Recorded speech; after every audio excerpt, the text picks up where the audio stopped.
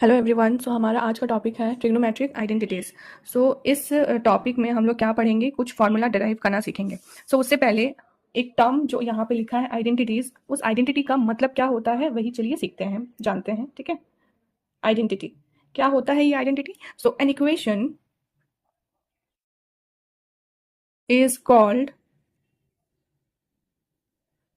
An identity when it is true for all the values of variables involved in the equation. ठीक है, तो identity क्या होता है, कोई भी इक्वेशन में वेरिएबल का कोई भी वैल्यू पुट करेंगे तो वो इक्वेशन जो होगा, उस इक्वेशन में जो रिजल्ट होगा, result will be the same, result will always be the same. ठीक है, आप कोई भी वैल्यू पुट कर लीजिए वेरिएबल का तो रिजल्ट हमेशा सेम रहेगा, वही कहलाएगा आपका आइडेंटिटी। इसके लिए क्या करते हैं, we have drawn right angle at B, और हम लोग मान लेते हैं this is our angle of reference theta. Okay, so by using Pythagoras theorem we can write, by using Pythagoras theorem, आप लोगों को पाइथागोरस थ्योरम तो पता ही होगा। ठीक है, क्या लिख सकते हैं हम लोग, hypotenuse square is equal to perpendicular square plus base square.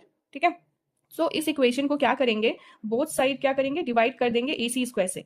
Dividing both sides with AC square, हमारा क्या हो जाएगा, AC square by AC square is equal to BC square by AC square plus AB square by AC square. ठीक है, तो ये तो 1 हो जाएगा, कैंसिल हो जाएगा तो 1 हो जाएगा। Now if it is your angle of reference theta, if you have consider this as your angle of reference, तो BC square by AC square क्या हो जाएगा, परपेंडिकुलर बाई हाइपोटेन्यूज क्या होता है आपका sign square theta, plus AB square adjacent by hypotenuse क्या होता है आपका cos square theta.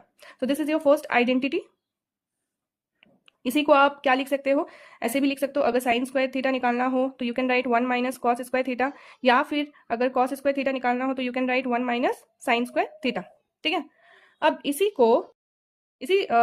This AC square is equal to BC square plus AB square जो हमारा लिखा हुआ है, इसी इक्वेशन को क्या करेंगे, एक बार हम लोग बोथ साइड BC स्क्वायर से डिवाइड कर देंगे। ठीक है, dividing both sides by BC square, AC square by BC square is equal to BC square by BC square plus AB square by BC square.